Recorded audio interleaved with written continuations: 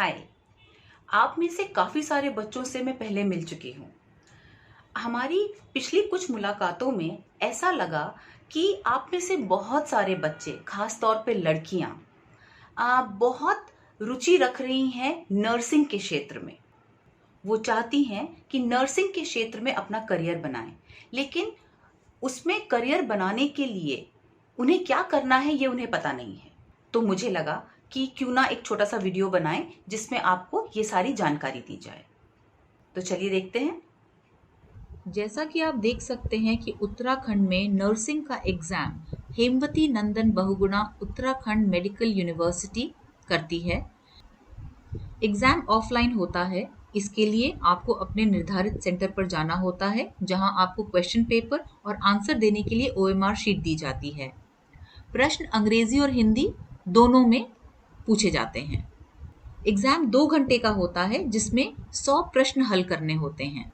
इस एग्ज़ाम में negative marking नहीं होती है, यानी गलत जवाब देने पर मार्क्स नहीं काटे जाते हैं। 17 से 35 वर्ष की आयु के लोग जिन्होंने 12th का एग्ज़ाम 45% से ज़्यादा लेकर पास किया हो, वे इसे दे सकते हैं। इस एग्ज़ाम के लिए रजिस्ट्रेशन HNBUMU यानी कि हेमवती नंदन बहुगुणा उत्तराखंड मेडिकल यूनिवर्सिटी की ऑफिशियल वेबसाइट पर ऑनलाइन करना होता है। 12वीं के बाद नर्सिंग के क्षेत्र में आप ये सब कोर्सेज कर सकते हैं: BSc nursing, BSc paramedical, GNM और ANM। आइए जानते हैं इनमें फ़र्क क्या है। BSc नर्सिंग एक 4 साल का डिग्री कोर्स है। इसके लिए आपको 12th में फिजिक्स, केमिस्ट्री, बायो, इंग्लिश के साथ होना कंपलसरी है। इसके साथ ही आपको 12वीं में इन सभी सब्जेक्ट्स के साथ कम से कम 45% मार्क्स आने चाहिए, तभी आप इस एग्ज़ाम के लिए एलिजिबल होते हैं, यानी कि आप ये एग्ज़ाम दे सकते हैं। इस डिग्री के बाद आप किसी भी अस्पताल या नर्सिंग होम में काम कर सकते हैं और किसी भी स्टेट में काम कर सकते हैं। आप इसमें आगे चल के स्पेशलाइजेशन भी कर सकते हैं। आजकल सिर्फ भारत में ही नहीं, विदेश में भी नर्सेस की बहुत कमी है, इसलिए इस क्षेत्र में जॉब की अपॉर्चुनिटीज़ बहुत हैं। BSc paramedical. पैरामेडिक्स वो लोग होते हैं जो डॉक्टरों की मदद करते हैं, जैसे लैब टेक्नीशियंस जो लैब्स में आपके खून की जांच करते हैं, therapist, physiotherapist, speech therapist, pharmacologist जो लोग लैब्स में रिसर्च करते हैं नई नई दवाइयाँ ढूंढने के लिए, रेडियोलॉजी टेक्नीशियंस जो आपका एक्सरे लेते हैं, ऑप्टोमेट्रिस्ट जो आपकी आंखों का टेस्ट करते हैं। इन सभी कामों के लिए डॉक्टर होना ज़रूरी नहीं है। इसके लिए आप BSc पैरामेडिकल करके उसमें स्पेशलाइजेशन कर सकते हैं। ये एक 3 से 4 साल का डिग्री कोर्स है, जिसके लिए आपके पास 12वीं में फिजिक्स, केमिस्ट्री, बायो और इंग्लिश होना आवश्यक है, और इन सभी सब्जेक्ट्स के साथ 12वीं में आपके मिनिमम 45% मार्क्स आने चाहिए। BSc पैरामेडिकल में बहुत सारे स्पेशलाइजेशन हैं, जैसे अभी मैंने आपको बताया, BSc medical lab technology, BSc biotechnology, BSc radio and imaging technology, BSc medical microbiology, BSc radio diagnosis. आप आगे चल के किसी भी ऐसी फील्ड में स्पेशलाइजेशन भी कर सकते हैं और किसी भी हॉस्पिटल या लैब में काम कर सकते हैं। GNM general nursing and midwifery, ये एक 3.5 साल का डिप्लोमा कोर्स है, जिसमें आखिरी के 6 महीने इंटर्नशिप के होते हैं। यह काफ़ी हद तक नर्सिंग कोर्स जैसा ही है, लेकिन BSc नर्सिंग का महत्व ज़्यादा है। इसके लिए भी आपके पास 12th में फिजिक्स, केमिस्ट्री, बायो और इंग्लिश होना कंपलसरी है। आप GNM का डिप्लोमा करके स्टेट नर्स रजिस्ट्रेशन काउंसिल में रजिस्टर कर सकती हैं और किसी हॉस्पिटल में काम करना शुरू कर सकती हैं, और उसके बाद आप BSc नर्सिंग यानी कि post basic BSc nursing program join करके अपनी नर्सिंग की डिग्री ले सकती हैं। जीएनएम कोर्स में सिर्फ 20% सीटें जो हैं वो लड़कों के लिए आरक्षित होती हैं, बाकी 80% जो सीटें हैं जीएनएम की वो लड़कियों के लिए हैं उत्तराखंड में। ANM, auxiliary nursing and midwifery, ये एक 2 साल का डिप्लोमा कोर्स है जिसके लिए आपको 12th पास करना ज़रूरी है। आप 12वीं में कोई भी विषय ले सकती हैं। एनआईओएस के स्टूडेंट्स भी इस कोर्स के लिए अप्लाई कर सकते हैं। ये कोर्स सिर्फ लड़कियों के लिए है, यानी कि फीमेल कैंडिडेट्स के लिए। इसमें लड़के अप्लाई नहीं कर सकते हैं। इसमें आप संक्रमण, टीकाकरण, सामुदायिक स्वास्थ्य समस्याएं, प्राथमिक चिकित्सा आदि के बारे में पढ़ेंगी। मुख्यतर तौर पर आप अपने समुदाय के बच्चों, महिलाओं और बुजुर्गों के स्वास्थ्य की देखभाल करेंगी। आप प्राइमरी हेल्थ सेंटर की इंचार्ज होंगी। एएनएम कोर्स करने के बाद आपकी जो पोजीशन होगी वो आशा वर्कर्स और आंगनवाड़ी वर्कर्स से अलग होगी, क्योंकि आशा और आंगनवाड़ी वर्कर्स सिर्फ एक गांव में काम करते हैं, जबकि आप 2-3 गांव के लोगों के स्वास्थ्य का ख्याल रखेंगी। उत्तराखंड के नर्सिंग के एग्ज़ाम्स के बारे में ज़्यादा जानने के लिए आपको इस लिंक की ज़रूरत पड़ेगी। इस लिंक को आप नोट कर लीजिए।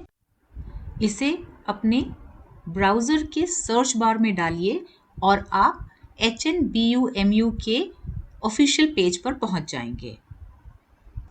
उस लिंक पर क्लिक करने के बाद आप इस पेज पर पहुंचेंगी। ये 2022 के नर्सिंग एग्ज़ाम का पेज है। यहाँ ऊपर आप देखिए, जो एग्ज़ाम ये यूनिवर्सिटी कंडक्ट करती है उसके ब्रोशर्स दिए हुए हैं, यानी कि सूचना विवरणिका। मान लीजिए आप एएनएम या जीएनएम का एग्ज़ाम देना चाहती हैं, तो आपको यहाँ पे क्लिक करके इस ब्रोशर को डाउनलोड करना पड़ेगा। इस एग्ज़ाम के बारे में सारी जानकारी आपको उसकी सूचना विवरणिका से मिल जाएगी। फॉर्म भरने से पहले उस विवरणिका को बहुत ध्यान से पढ़िएगा। उसमें हर बात जो एग्ज़ाम के लिए अप्लाई करने के लिए ज़रूरी है वो दी गई है। जब एग्ज़ाम की एप्लीकेशन की डेट खुलती है तब आप यहाँ क्लिक करके एप्लीकेशन फॉर्म भर सकती हैं। इस जगह पर आपको एग्ज़ाम संबंधी जो अपडेट्स हैं वो मिलेंगे। जैसे यहाँ आप देख सकती हैं लिखा हुआ है नर्सिंग या पैरामेडिकल प्रवेश परीक्षा की उत्तर कुंजी को चुनौती दिए जाने हेतु महत्वपूर्ण सूचना। तो इस तरह की अपडेट्स आपके यहाँ पे आते रहेंगे। इसका मतलब है कि आपको इस पेज को कम से कम 2 या 3 दिन में एक बार खोलकर देखना होगा। इस कॉन्टैक्ट अस टैब पर क्लिक करने से आपको एक हेल्पलाइन नंबर मिलेगा जिस पर फोन करके आप परीक्षा से संबंधित प्रश्न पूछ सकती हैं। आइए अब देखते हैं नर्सिंग की अलग अलग परीक्षाओं में किस तरह के और कौन से सब्जेक्ट्स पे सवाल पूछे जाते हैं। उत्तराखंड के नर्सिंग एग्ज़ाम यानी कि जो बीएससी नर्सिंग के लिए एग्ज़ाम है उसमें इंटरमीडिएट साइंस यानी कि आपने जो 11th और 12th में बॉटनी, जूलॉजी, फिजिक्स और केमिस्ट्री पढ़ी है उसके ऊपर 100 प्रश्न और हर प्रश्न का 1 मार्क यानी कि 100 मार्क का एग्ज़ाम होगा। तो आपको अगर आप बीएससी नर्सिंग का एग्ज़ाम देने जा रही हैं तो आपको अपने 11th-12th की बॉटनी, जूलॉजी, फिजिक्स और केमिस्ट्री की बहुत अच्छी तैयारी करनी होगी। यदि आप जीएनएम का कोर्स करना चाहती हैं और उसके लिए एग्ज़ाम देना चाह रही हैं तो उसमें Hindi language, English language, basic mathematics यानी कि 10वीं तक का जो थोड़ा बहुत मैथ्स होता है वो, जनरल साइंस और जनरल नॉलेज के क्वेश्चंस आते हैं। इंग्लिश और हिंदी के 10-10 क्वेश्चन आएंगे, बेसिक मैथ्स के 20 क्वेश्चन आएंगे, जनरल साइंस के 30 और जनरल नॉलेज के 30। तो कुल मिलाकर 100 क्वेश्चंस होंगे जिनके 1-1 मार्क के हिसाब से 100 मार्क्स का पेपर होगा आपका।